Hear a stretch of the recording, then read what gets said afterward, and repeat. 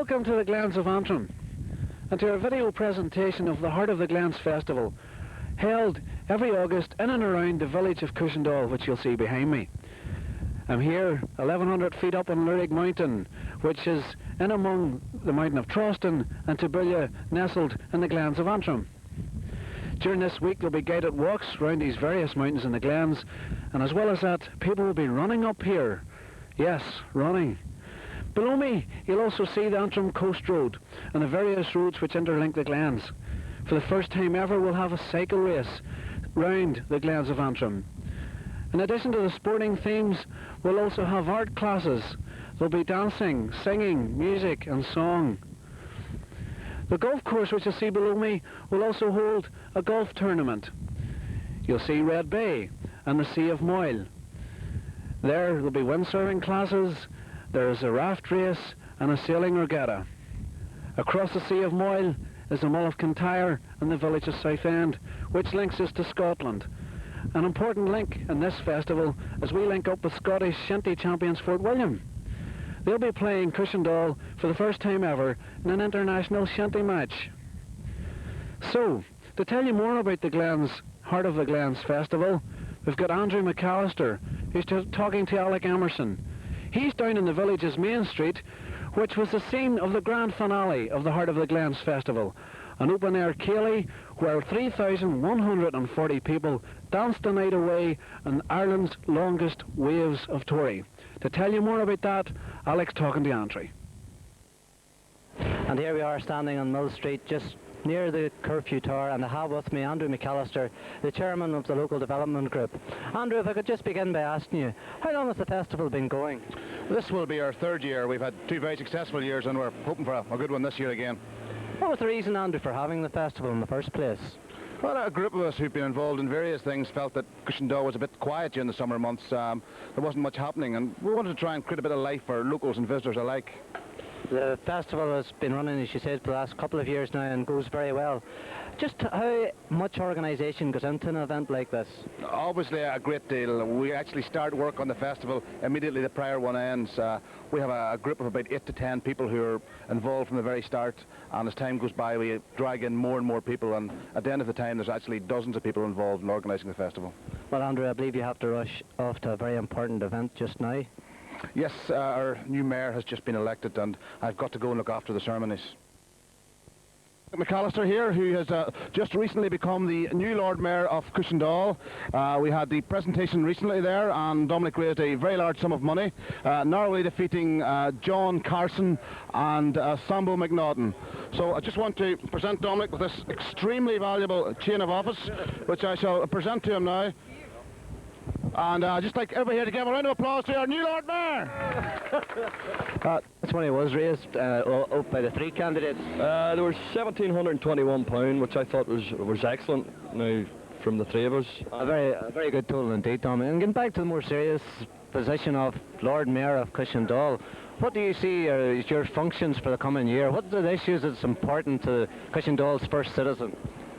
Well, I'm there for the people, and if I can do anything for the Glens or in the town for any of the Cushendall people, I'll do my best. And if not, I'll always get support from the likes of Andy and yourself or whatever.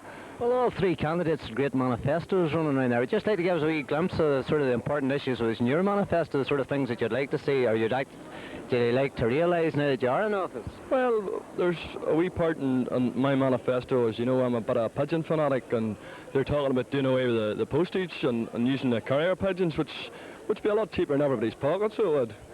Plus, again, if anybody does require me, I have to be returned by 7 p.m. the next evening. So, or not, anything at all anybody wants done, I'll do my best. But you are on your ready now for official hire. The Lord Mayor can be hired at a price. At a price, yes, definitely. Dominic, congratulations. Thank you very well much, done, Alec. and I hope you enjoy your year as Mayor of Cushendall. Thank you very much, Alec. Thank you.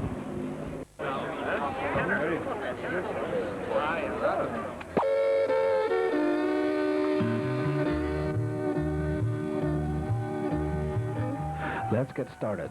A cycle, 24 miles around Glenora, Ballyeamon to Cushendall.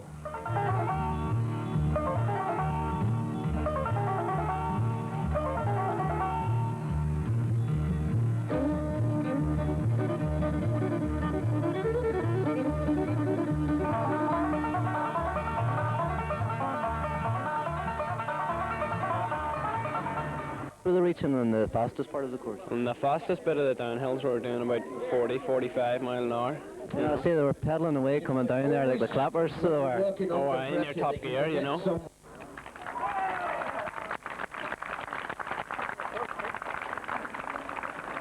I've bumped into a very interesting character indeed, Joe Barr, affiliated with the Ban Valley Road Club, and I think Joe was an interesting story to tell us about a record that he broke recently. Yeah, we, in association with the club and the sponsors Clark Brothers, we went down to Mizzen Head and we attacked the record from Mizzen Head to Fairhead, which is the two most furthest points in the country. And there was an established record there in 1964 by Maurice Foster, who's now the president of the Northern Ireland Cycling Federation. And he had covered it in 19 hours and 47 minutes. And we were pretty successful in taking a few minutes off that, and we done it in 19 hours and 4 minutes. So. In here tonight to spectate, I believe you've had an interest in maybe participating, but the rules didn't allow that. That's right. Well, I came here with my club, like that I'm affiliated to, and because my sponsors are involved with the club, Clark Brothers, like it was important for me to come here and try and promote the event. It's a new event that the people here in Cushendall are trying to get organised, and it's good, I think, that people involved in cycling should come along and usher them in the right direction and try and help them. It's good for cycling and it's good for the general public. Like tonight here we had probably something that's really good, as we had the race sponsored by the local RUC. So it's good, it brings all the general public and the RUC and cyclists together. Like it's good for everyone. Like so.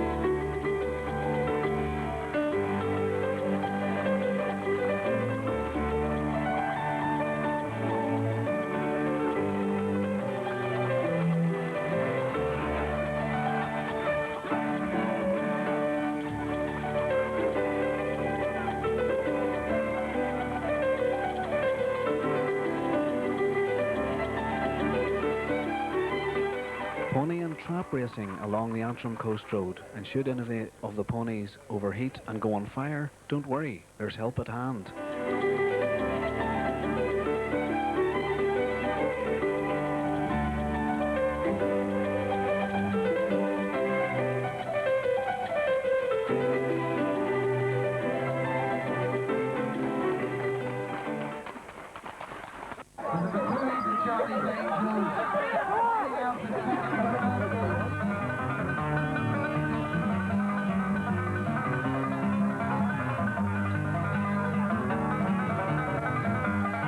The organised chaos of It's a Knockout.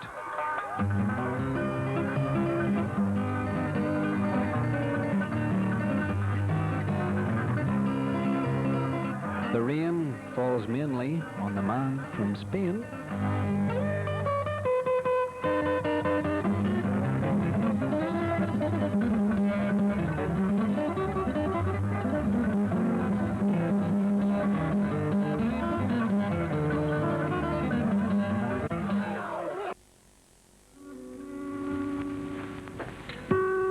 Tabulla, site of an ancient Stone Age axe factory, and just one of the guided mountain walks of the festival.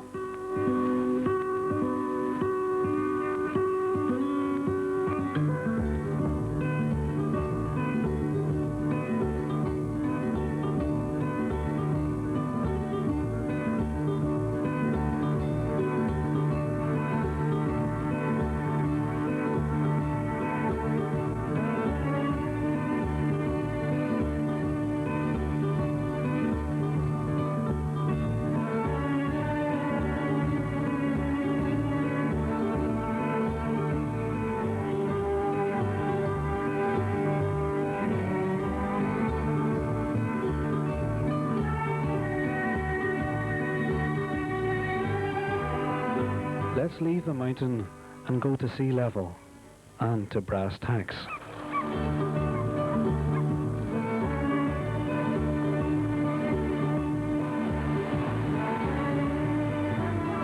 hits the heaviest catch wins.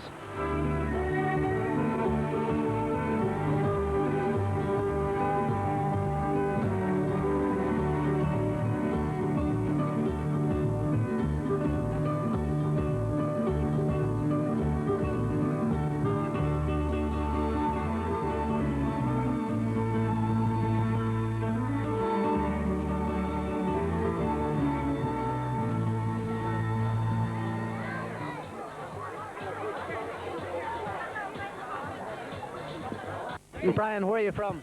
Belfast, Glenmore Road.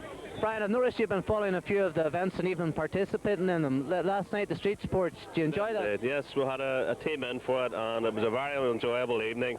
All our team had good fun, and everybody enjoyed themselves, which is what it's all about. You made me, Brian, asking, how did you come to, who asked you to participate in it? Well, last year we were down, and we were asked by one of the local folk there to put in a visitors team because we have a squad down from Belfast, and we got a team together and had a go and enjoyed it.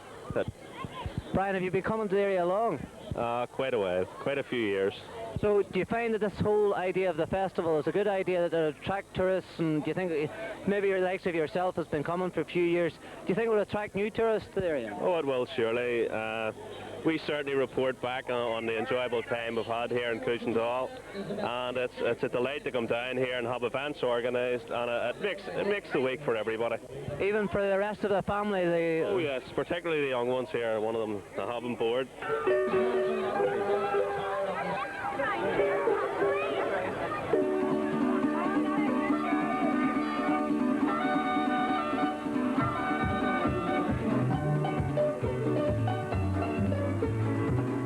We leave Cushendall Beach and go to Cushendun, and for these ones, it's a run all the way back.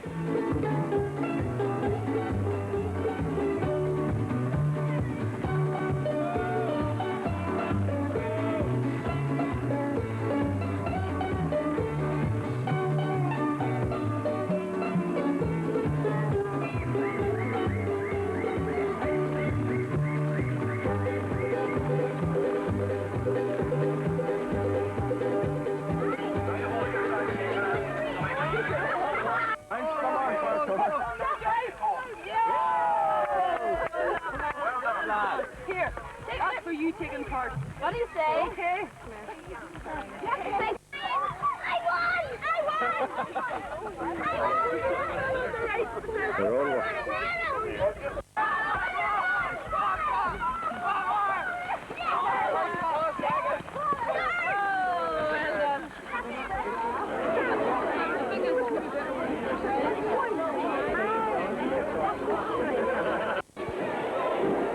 Mother Teresa. Mother Teresa, is this your first fancy dress, or have you been in other fancy dress? Second. Is this the best fancy dress you've ever been in? Yeah. The very best? Yeah. And do you think you're in with a good chance of winning? Yeah. Do you hope you win? Yeah. Have you been to many other things during the week? No. No, is this the first thing? The sports, did you enjoy the sports? It was very wet at the sports, wasn't it? Yeah. Did you win anything? Tomatoes. Had you good fun? Yeah. Good, Gareth. Thanks very much. Okay. Major 6. Hello. Hello. Is your name DJ Kerry? Were you playing in Croke Park last Sunday? Where? Last Sunday, were you playing in Croke Park? Are you the man that scored all the goals for Antrim? How good a hurler are you? Are you a very good hurler? Where do you get the idea to dress up as DJ Kerry today? At my own house. In your own house. And you like DJ Kerry? Do you think he's a great player? Where? The best, is he? Is he the best player? Where? Do you think you're going to win here today? Good man, I hope you do. Well done, DJ. Can I shake your hand? Good man, thank you.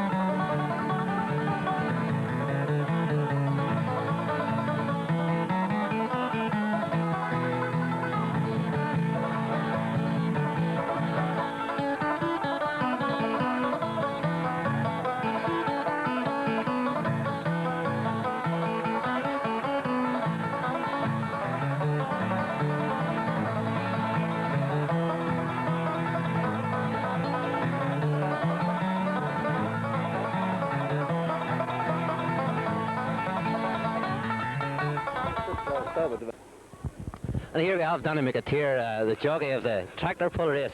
Just tell us a wee bit about your tractor here, Danny. What vintage is it? Oh, she's a good going. She's about 54.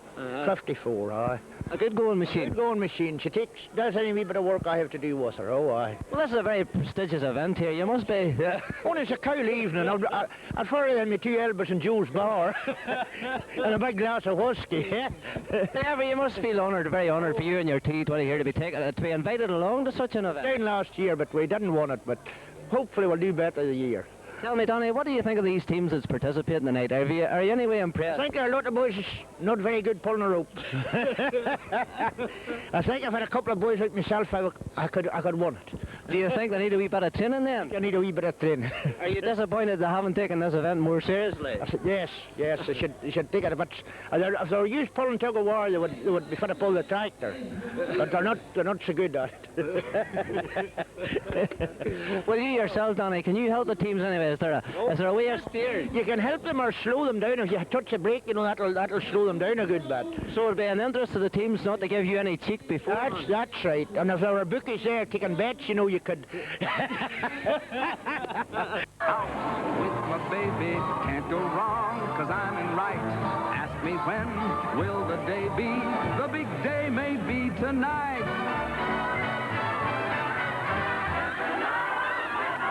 The organisers of this festival of the Heart of the Glens. Donal, are you pleased with the way things are going so far? So far, yes. The weather has been really kind to us, and the crowds are turning out, and that's the most important thing. You know, we're getting the crowds out, and that's what we set out to do, to provide enjoyment for the locals and for the visitors that come to the village as well. And as Donal says, the visitors that come to the village, they're turning out, and I see some of them are even participating in the teams, Kieran. Oh, well, we can't leave the McCrees out of it now. They have to get the rerun.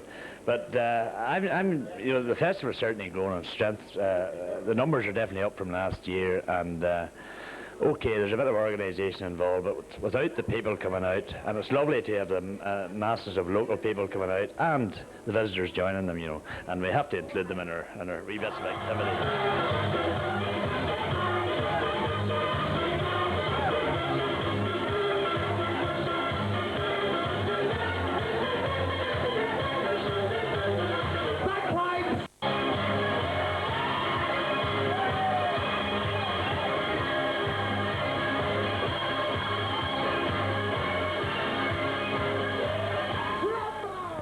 Christmas comes twice a year in the Glens of Antrim, a family occasion. This is a Christmas party. And we'll leave these Christmas festive engines on the warpath to join the lifeboat crew lost at sea on the Golf Club stage.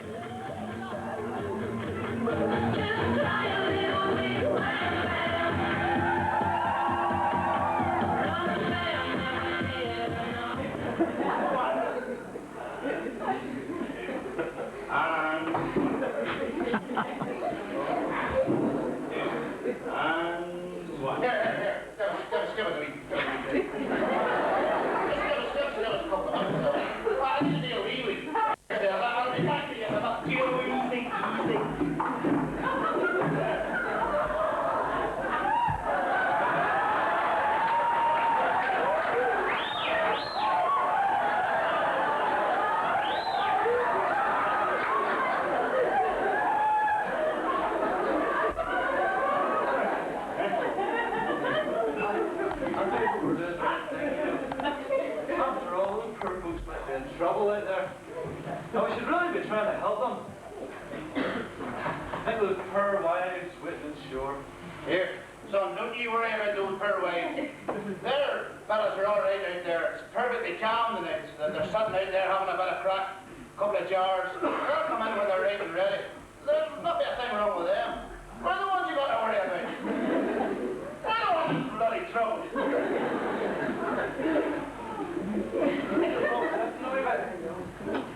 Actually, Cassiopeia.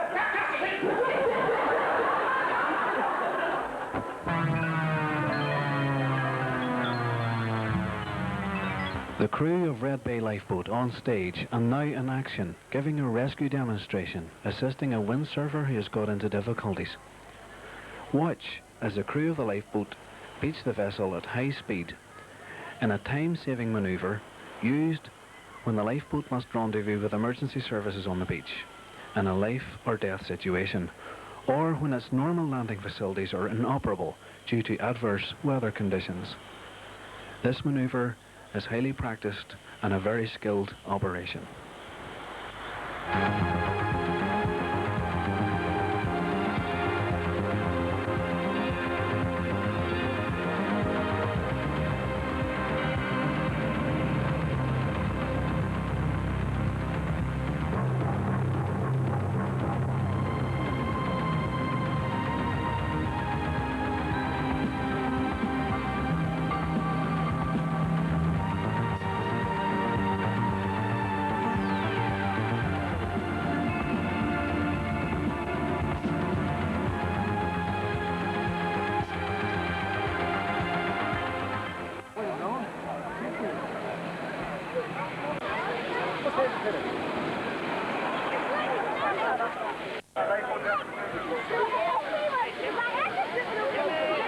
Brendan McAllister, better known as captain of the hurling team, but for tonight, Brendan's captain of something else. Would you like to tell us what you're captaining tonight, Brendan? A real sheriff Egypt, Alec, no doubt about it. Jackie Carson's first mate, so he has, and he doesn't know what he's at all. Hey. And we've got Gaza, and he's supposed to be steering the boat. He can't even steer his own car, that's half battered. McGill's and Joe Scully and Paddy Walsh and myself. What's the name of this vessel? Toxic Wasters.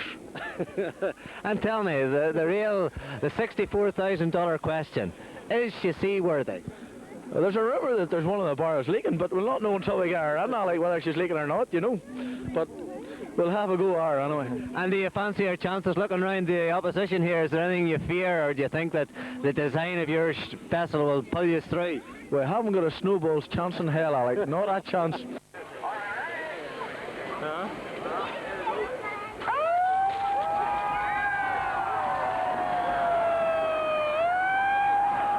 Races that you were involved last year. Oh yeah, that's right. We had a very good run last year. See, beat the Stowe Irish from this year, and we were better on the go. We're going for first place. This vessel of yours, I believe that you've employed some very high-tech engineers for the design. Can you give us an outline of the design, or is that top secret? Well, the design's top secret, but I can tell you there was about 2 hours put into it, so that tells you how good it is. A lot of time, effort. What about money? It's fresh, huh? A lot of time, effort, but what about money? Oh, no money involved, hey. I wouldn't be putting money into something like that. Are you just here for the prize money then? Do you believe this vessel of yours can... How did you finish last year? Came second last year. Oh, so one better this year. There's only one way you can go, is up by. Cheaper vessel, and a hair place. The vessel may be cheaper. What about your crew this year? Have you made any amendments, or have you stuck with the crew that served you so well last year? Well, we've 2 new crew members this year, and hopefully they're going to... a bit of youth on the side, so... When selecting a crew for this, what sort of things are you looking for in your crew members? Oh, just as crazy as I was as well. You see that sea there today, I don't think I'll even get myself. The captain deserts the ship before it even hits the sea. Oh, that's where it's going to happen, I think.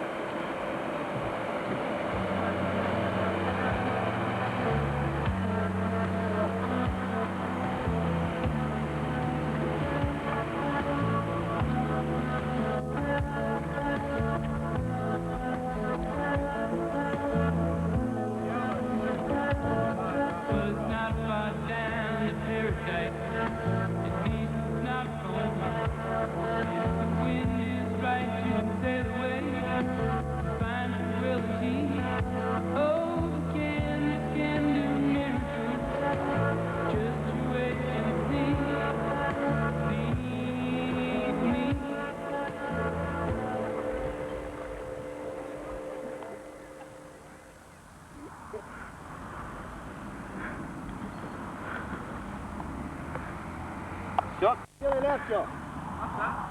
Right, yes. Johnny's not put it to dirt now. It's going to be 2 down. On, right.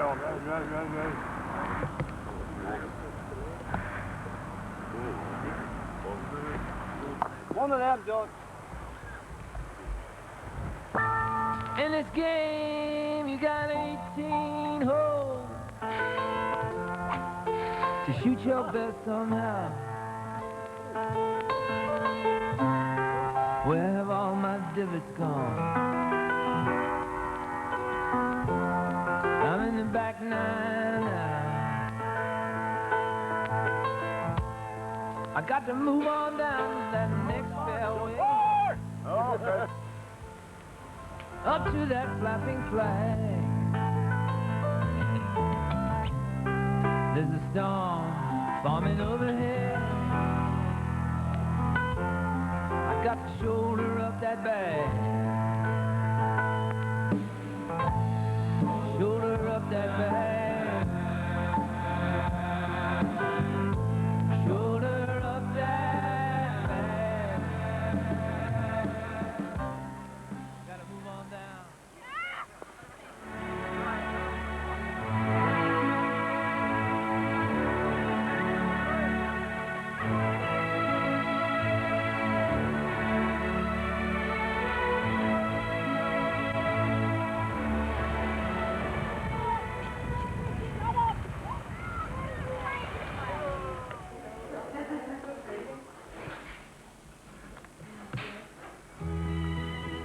Simple garden with acres of sky, a brown-haired dog mouse if one drop by. Yellow Delaney would sleep well at night.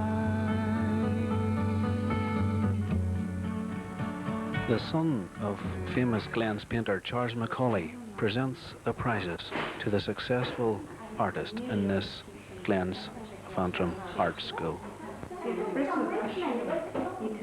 I think that sums up what the art school, the Festival Art School is trying to do, is to get people to come and enjoy art. And again, watercolour to me is superb. Watercolour is, apart from sketches and drawing, watercolour to me is, it's the only piece of art that really is worth doing. Oils, you can do, you can leave, you can come back. Watercolour to me is superb. And we picked this one. Well, sorry, I couldn't. But I picked this one because I think that it appeals to me greatly. And I think there's a hell of a lot of work in it, and yet it's been kept simple. Quite simple, quite clean, which is lovely to see in watercolour. Quite clean. And it's a simple subject, but there is a lot of work there. This is just a simple wee trophy to let you know that we picked yours. Well, thank you very much. And you can take it for years. Our thanks to Henry Macaulay.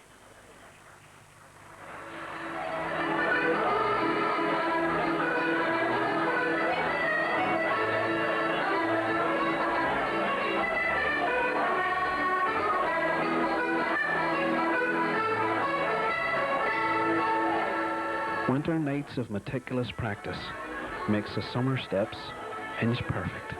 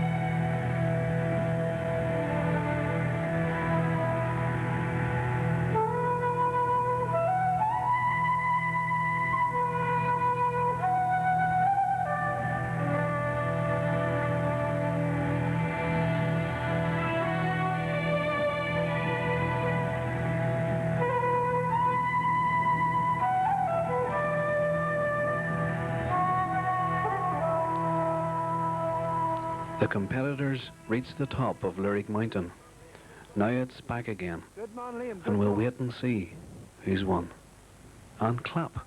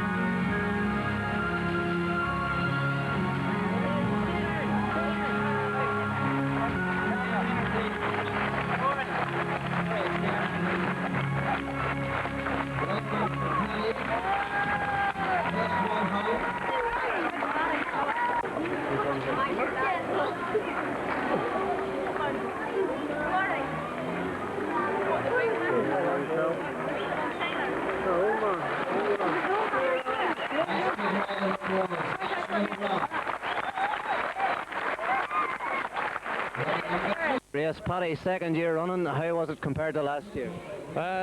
Slightly different. Conditions were a hell of a lot different to last year. Basically, with so much rain recently, the hill itself was pretty treacherous in parts.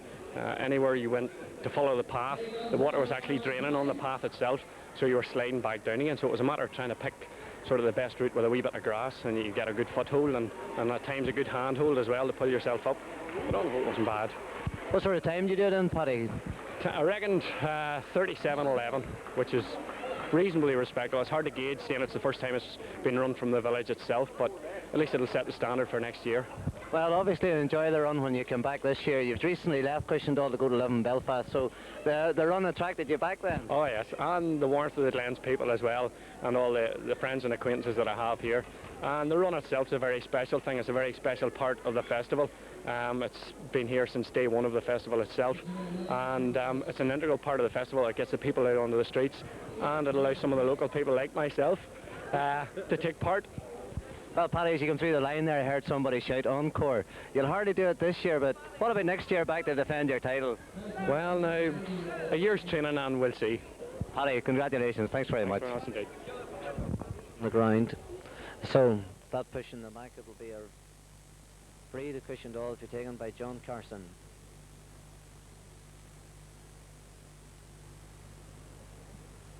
John looks towards the goals. Of course, the hurlers can't go for points. That's a lovely pull through there by Sean Paul McKillop, and Sean Paul McKillop gets the first score of the game. Munt reads Cushendall 1. Here we have the highlights of the international shinty match between Fort William in Scotland and Cushendall. The winning score 5-2 in Cushendall's favour. Score there by Fort William. So again, Danny Pulse first time goes as far as Conor McCamish. Connor's making an inward run. Next up, ball away. And a good save now goes past Graham Milligan. Sends it up as far as Sean Paul McKillop to Mark McCamish. Mark tries to nick the ball through to Sean McKeegan. Sean plays it through. Conor McCamish very quick to react there. Sends the ball in. And that's a good goal from Cushendall. But they haven't taken up Mark. Dominic McKinley. Dominic finds himself free again. Plays the ball in. The ball bobbling around. Mark McCamish is trying to make his way, weave his way through there. And the ball's going into tangle, falls to Sean McKeegan, and Sean McKeegan pulls it on the ground. Strikes it into the danger area, blocks down there. Through goes Mark McCambridge, and a good touch by Mark McCambridge. Beautiful score. This game here, the shinty hurling game. Terence McNaughton, well-known man in the hurling circles, and Dougie Gibson from Fort William shinty team. Terence, if we could start with you, what did you think of the match? I thoroughly enjoyed it, Alec. I was amazed by the skill of them. You know, the small stick, you wonder how they stop balls and block it out of there, and we can't do it with these. You know, and the skill level I thought was very high in shinty. But you enjoyed it? Yeah, thoroughly enjoyed it. I think there's a good future for it. Dougie, yourself, the same question. You enjoy it? Very, very much so, yeah. I felt sorry for the boys in the way where they weren't getting used to not being able to kick the ball. That's even posed quite a problem, but it seemed to be very fast, and when they did get the ball on that stick, it was nigh on impossible to get it back off them, you know. So main aim was to keep the ball on the deck and not let them lift it at all. Because when it's out there, you've very little chance, you know. Well, Dougie, this may be your first time to the north of Ireland, but I don't think it's your first visit to play a compromise game here in Ireland, is it? No, I actually played down in Dublin in 1984, but I was probably because I was a bit younger, I didn't appreciate it the same. But I say I probably enjoyed that game a lot better than the last time. Yeah. Terence, you find a lot of similarities between this game and hurling? Yes, very much so. Like a lot of people haven't seen the game. They imagine it to be like hockey or something, but it's more like hurling than it is like hockey. You know, it's a good, fast, hard tackling game. A hard tackling especially. Some of them boys, they certainly know how to tackle now. Dougie, do you fancy maybe playing with a hurling stick at all? How would that appeal to you? No, I think you just don't have that extra couple of inches that you need in that club there, you know, and I prefer just to have that wee bit more, you know. No, but I would give it a try, yeah, I would give it a try. Terence, what about yourself? Well, I think we should play half about. We'll play half of the chinny sticks and half of the hurling sticks, and vice versa. Gentlemen, you both have obviously enjoyed the game very much there this evening. On overall, the whole event, do you think this could be something that could be links forged between Cushendall and Fort William, and perhaps it become an annual event? Dougie? Yeah, well, I don't see why not, and as far as I can make out that our sort of management's trying to set something up along these lines. We're fairly well established back home in Scotland now, so I don't really see it a problem. Terence, yourself? I definitely don't see it a problem. I'll definitely be in Fort William. Well, gentlemen, it seems now that once the game's over...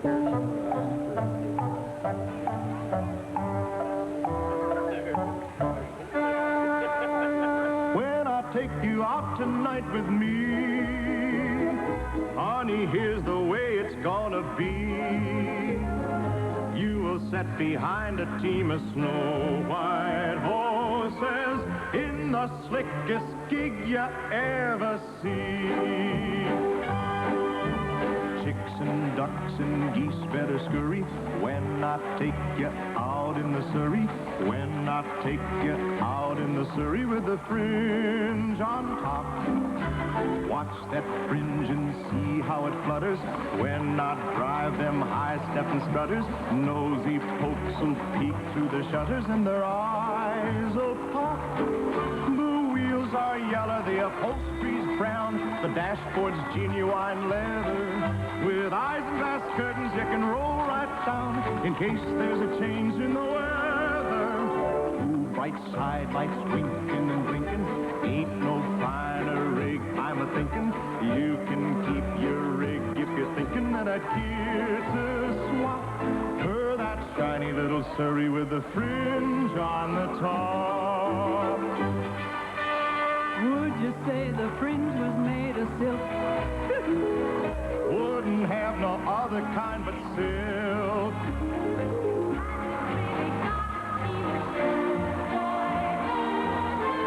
One's like snow, the other's more like milk.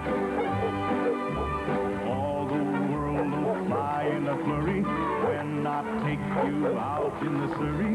When I take you out in the Surrey with the fringe on top. When we hit that road hell for leather, cats and dogs will dance in the heather, birds and frogs will sing all together, and the toads will hop. The wind will whistle as we rattle along, the cows will moo in the clover, the river will ripple out a whispered song and whisper it over and over. Don't you wish you'd go on forever? Don't you wish you'd go on forever? Don't you wish you'd go on forever? And it never stopped in that shiny little Surrey with the fringe on the top.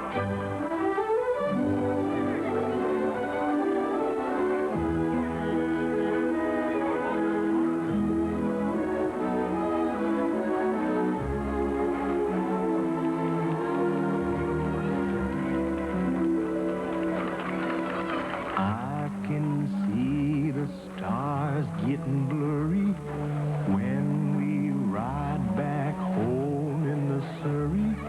Ride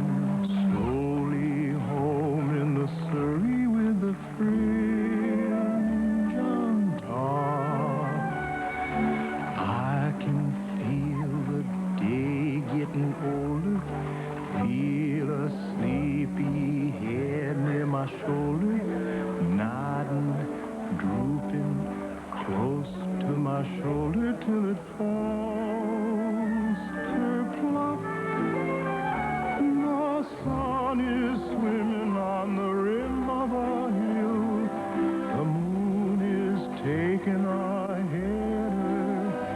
And just as I'm thinking all the earth is still, a lark will wake up in the meadow.